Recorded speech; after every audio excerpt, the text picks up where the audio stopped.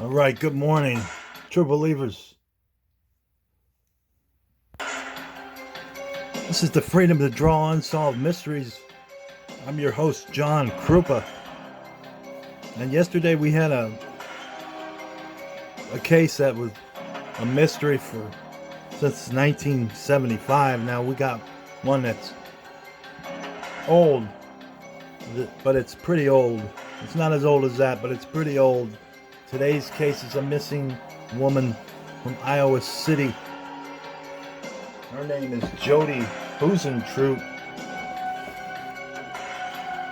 And this is an infamous case for all you true crime fans out there. A lot of people heard of this missing Iowa City news anchor. She disappeared without a trace. This is an active missing person case way back from 1995. We got it for you today. Join me on this unsolved mystery. We're going to take a trip on how this little petite woman went missing all those years ago. Join me, true believers. This is another episode of the Freedom to Draw Unsolved Mysteries. Alright guys, so this case is very mysterious. It's almost as mysterious as a magician. And while you're watching him, how the heck did he make that thing disappear? How the heck did someone make this young petite woman disappear? That's the question, that's the mystery.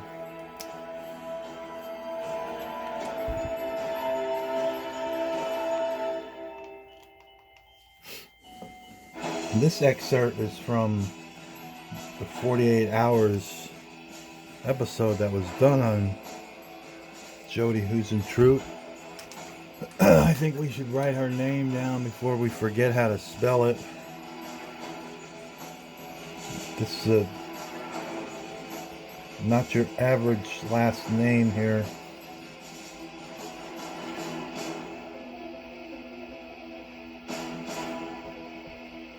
Pretty long last name too. I don't know what it is. German, Polish, something like that. Oh, we can't even fit it on there. That's her name right there, guys. Jodi Huisentuit. She was an anchor woman from a small city, Iowa City. And this episode of 48 Hours aired in the summer of 2020. Jodi Huisentuit was an anchor at KIMT TV, the CBS affiliate in Mason City, Iowa. Mason City, Iowa. I think I said Iowa City. Her star was on the rise when she disappeared on her way to work on June 27th, 1995. When she didn't arrive at the television station for her morning assignment, concerned co-workers alerted police outside her apartment building. Police found signs of a struggle, particularly around the car, which was still in the parking lot. She was never seen again. Her body was never found. What happened to her is a mystery.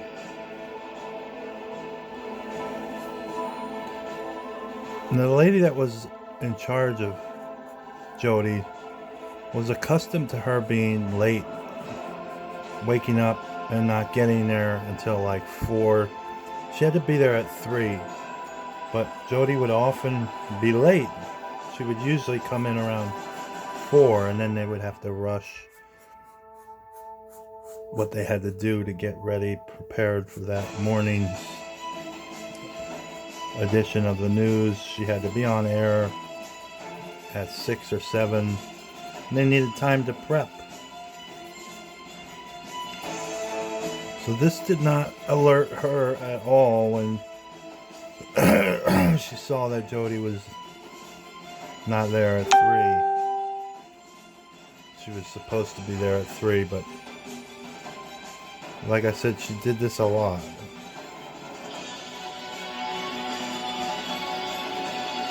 And then when investigators were investigating her car, it's important to note that the rear view mirror was pointed, like, here is the mirror.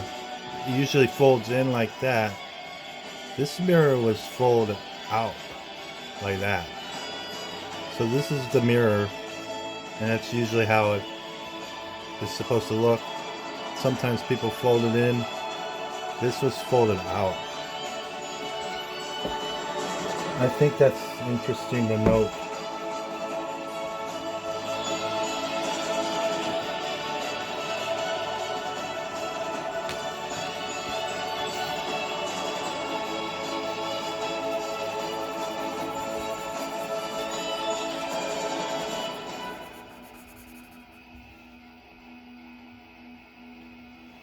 We have never closed the case, Mason City Police Chief Jeff Brinkley tells CBS News Chief Investigative and Senior National Correspondent Jim Axelrod.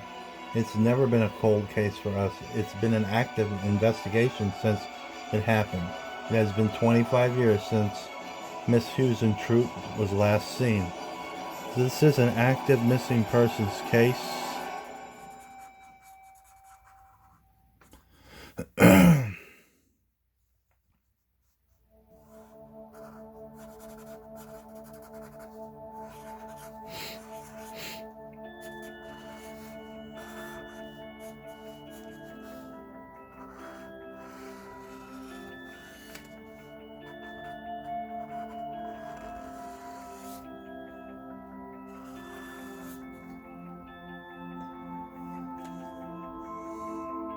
I'm not ready to quit yet, Brinkley says. Axelrod reveals new information about the case and explores multiple leads and theories about her abduction. Was it a crime of opportunity? Was she targeted by an obsessed fan? Or was it someone she knew? I believe it was someone she knew.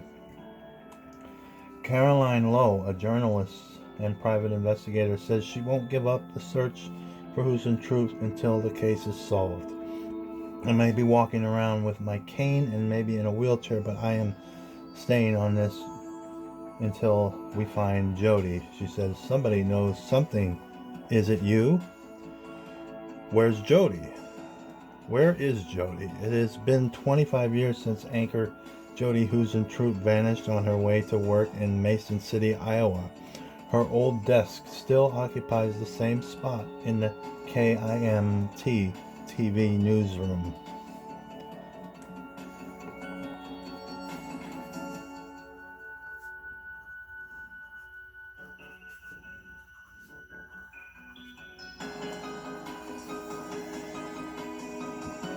And the lady that was in charge of Jodi was her boss. She actually was the last one to speak to her, and she said you could tell she was groggy, and she had a late night last night in her voice. But she said she would be there.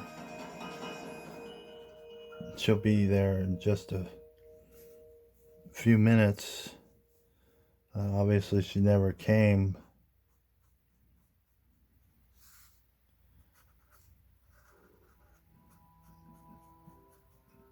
But the girl had to cover for her. She had a news show that went on live. The show must go on, as they say in the entertainment industry, and that is very true. She still had to get somebody to fill that slot to anchor that morning's news.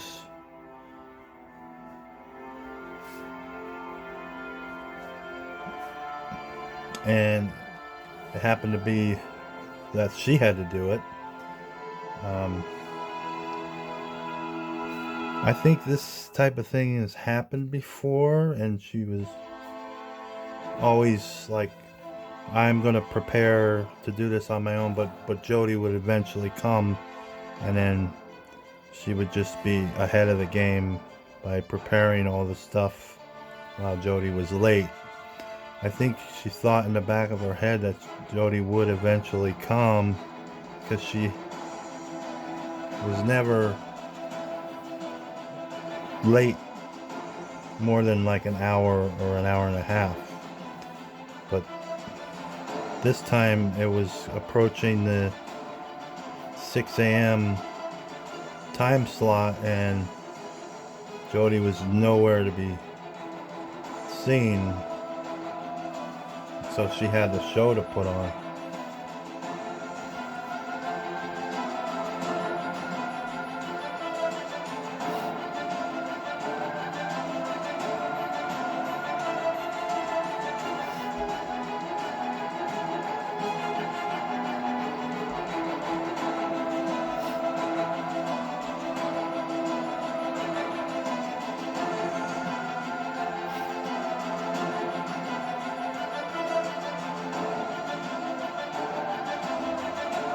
Jodi's Huisentuit's dream of making it big ended that morning on Tuesday, June 27th, 1995. The anchor of KIMT's 6 a.m. newscast, she usually arrived at work by 3:30. Producer Amy Coons noticed nothing unusual when she called and woke Jodi up around 4:10 a.m. Like I said, this had happened many times in the past, where she would be an hour late or an hour and a half late, something like that. If she's not there between 3:30 and 4, I give her a call and say, "Hey, are you awake?" Amy Coons says she was asking about the show. She was concerned about the show, and she said, "I'll be right there." But at 5:30 a.m., still no Jodi. And this being a time before cell phones had even been invented. So no cell phones.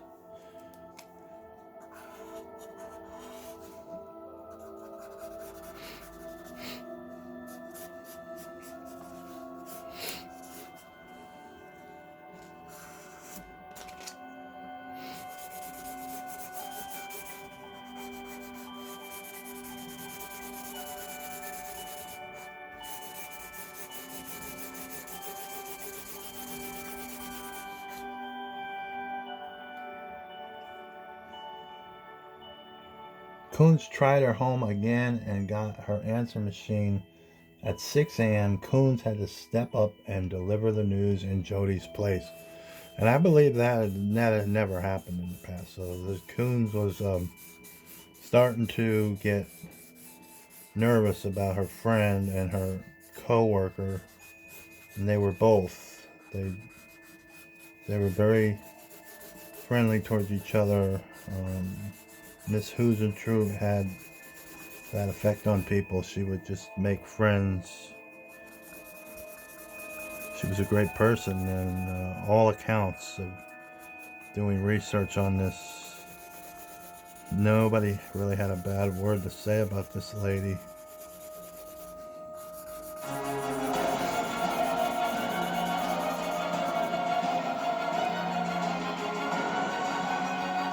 Amy Coons said she loves her show. She calls it her show, you know. She wouldn't miss it for anything.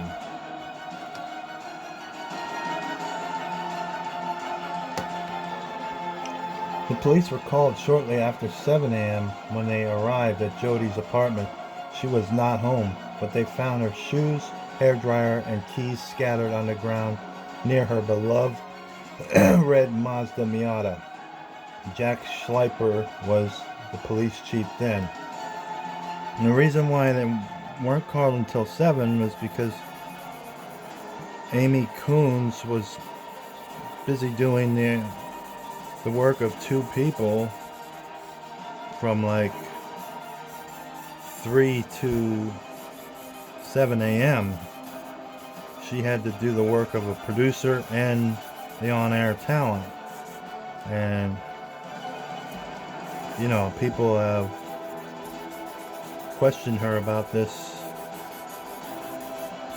Why didn't you call sooner? Because she just thought her friend was late and maybe having a bad day and maybe had an accident or something. She didn't think her friend was like murdered, you know. So, and she was a little busy doing the job of two people too. You know that kind of hampers your way to get around and calling the police when you have the jobs of two people to do, and you're under a deadline to get this live show out. So, you know, there's a lot of pressure there on live TV. The show must go on, and it's true. And that's what she was doing, and that's why she couldn't call until the end of the show, and that's when she was freed up. Chief Jack Schleiper told the reporters, "We do have things that would make us believe that there could be foul play here." And more recent accounts of this case say that there was foul play. I'm almost 75% sure that they did say that this was foul play.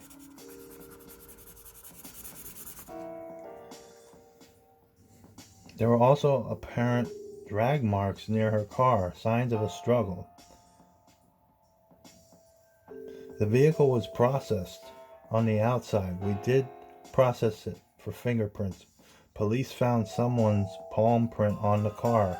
Special canine units quickly began a search of Jodi's apartment complex and the banks of the nearby Winnebago River. Now you're probably asking, why didn't they search the inside of the car? But police were very affirmative hunch that she didn't even make it into her car, which I tend to agree with. I believe whoever did this was waiting out there for her and just crouching from some area where Jodi could not see them, and they just pounced on her real quick. And if you look at her, she is really just a petite young blonde woman. There is nothing physically imposing about her whatsoever. So, I mean, she would be an easy target for an abductor. Whatever this was, she was an easy target. They probably just got the element of surprise on her and just scooped her up real quick. You know, there might probably was time for a scream, and witnesses did say they heard a scream, but that's about it. Probably one scream, and then the perpetrator put his hand over her mouth or put a gun to her head, and that quieted her up, or said something, you know, "Shut up, I'll kill you, don't make another sound or you'll get your head blown off." People are gonna do what you say, especially if they feel a gun barrel on their temple. And it was probably definitely from behind. And like I said, the rear view mirror was in a place when, in my opinion, Jodi tried to grab onto that and it pulled it away. She grabbed it and pulled it away. And that's why it ended up looking like that when they came onto the crime scene. Now, this is all my speculation, of course. There's no real evidence of this.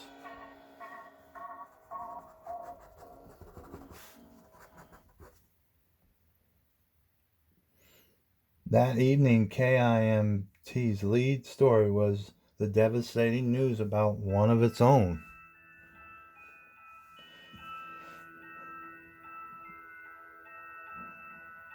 Jodi Huisentuit was and still is a very dear friend of mine. This is a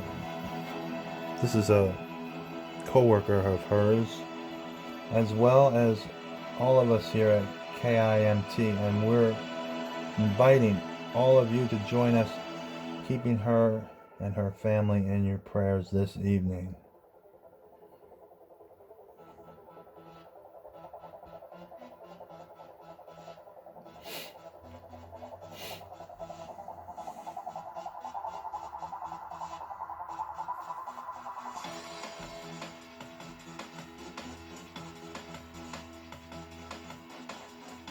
Her childhood friend, Kim Bice, said they grew up together in a small town of Long Prairie, Minnesota. And in high school, Jodi lived up to her nickname.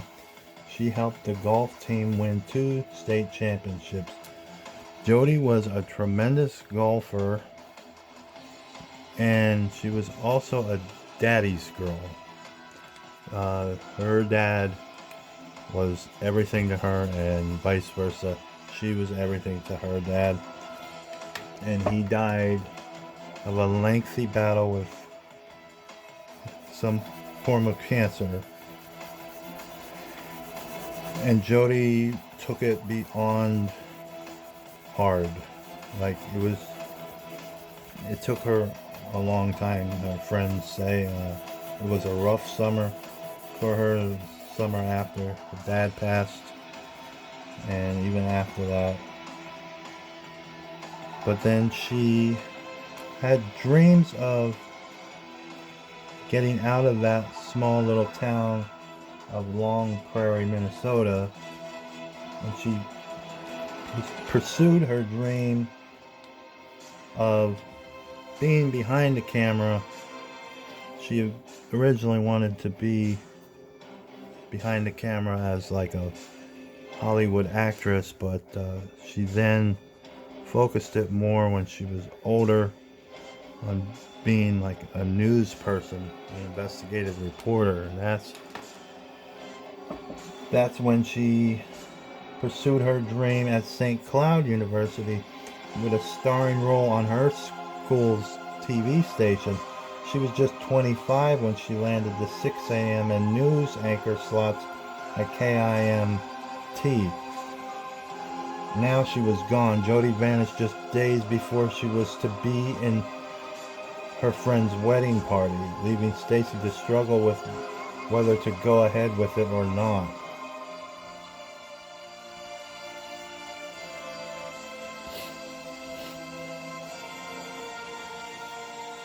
Jodi's story was national news.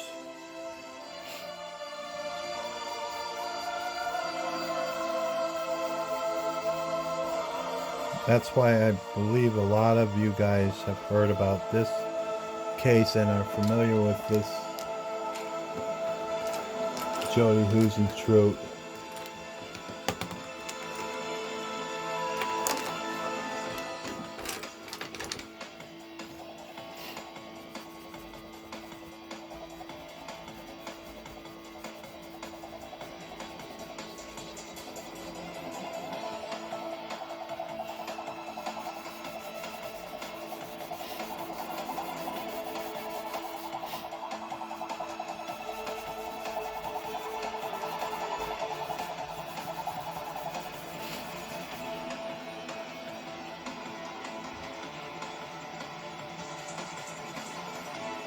Was this news anchor abducted? I believe she was.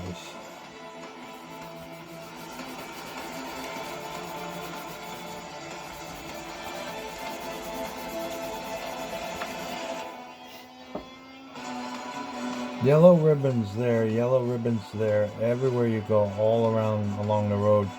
News director Doug Murbach was overwhelmed by Mason City's show of support after Jodi disappeared 25 years ago.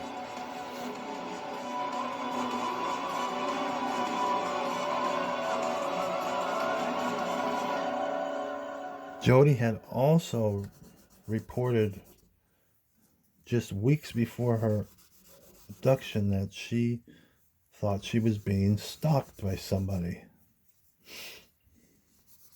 And it also is important to note that the girl that was covering for her did receive a phone call while she was busy doing the work of two people, um, from a guy named John V. I'm not really going to say his name, but everybody knows who he is. He is the prime suspect in this case. So John V called that morning, and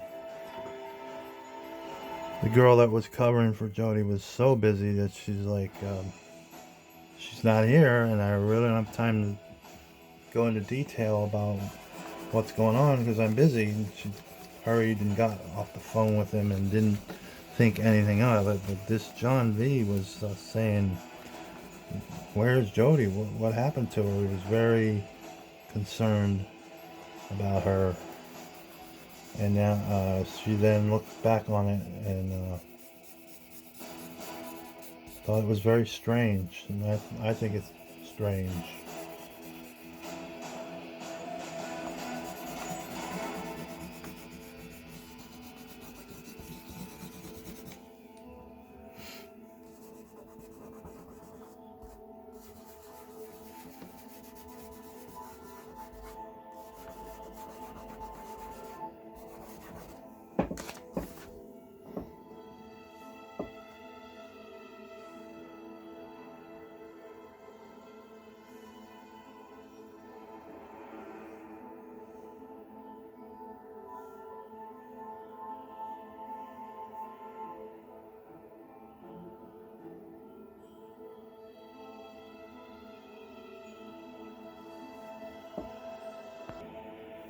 Several neighbors have told police that they heard a scream around that time that Jodi disappeared, but no one called for help. A white van was also seen in the parking lot in that morning. Whoever took Jodi seemed to be familiar with her schedule. Could it have been someone she knew? Yes, I believe it was someone she knew very well. And it's important to note that she missed her father, and this John V guy that she was palling around with for a long time, he actually named his boat after her. He was an older gentleman, could have been her father. And yes, I believe there was a fatal attraction here on someone's end. And I'm leaning more towards that John V guy. He was very jealous and possessive of her.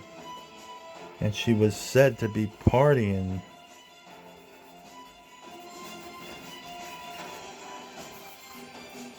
partying with other men. And he would be seen in the background, this John V, as being very displeased with seeing her dancing with other men, engaging with other men. He was noticeably upset. And that was for some reason.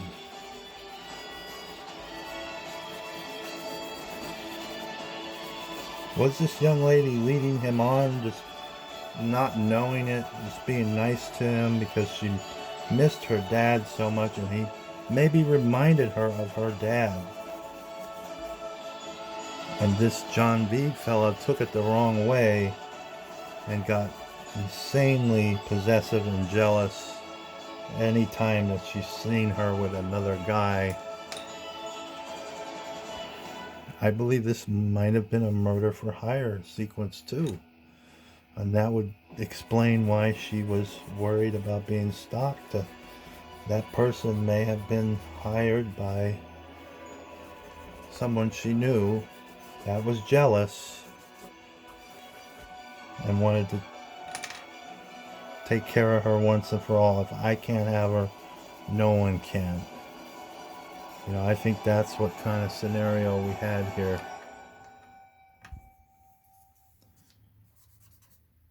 fatal attraction. This is all speculation by me. None of it's proven. But the police did just come out and say there was foul play involved in this. Jodi's friend John Van V told an interviewer that Jodi had visited him his home the night before she was abducted. They were laughing and watching the birthday party that he threw for her, the video of it. Now that in itself is kind of odd too. Was there drinking going on? Was did some drinks soothe some inhibitions? Did something inappropriate happen between Jodi and this John V guy? Something that probably shouldn't have happened, but maybe did happen because Jodi had been drinking, and that led him further to be thinking that they were an item, but really it was just a fun distraction for Jodi, and then she would go out partying the next day with other people, and he may have gotten enraged by this and killed her, or had somebody do it for him.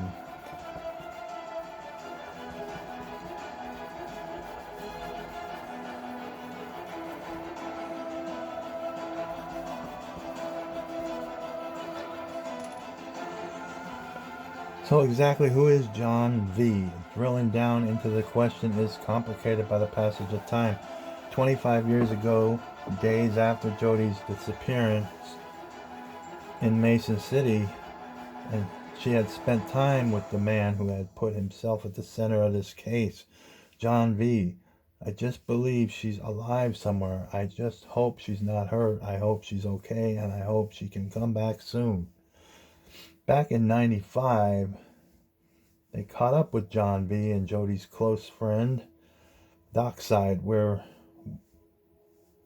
investigators learned the three often water skied off his boat, which he named Jodi. Not officially, but he named it after her. He is quoted on saying that he named it after her.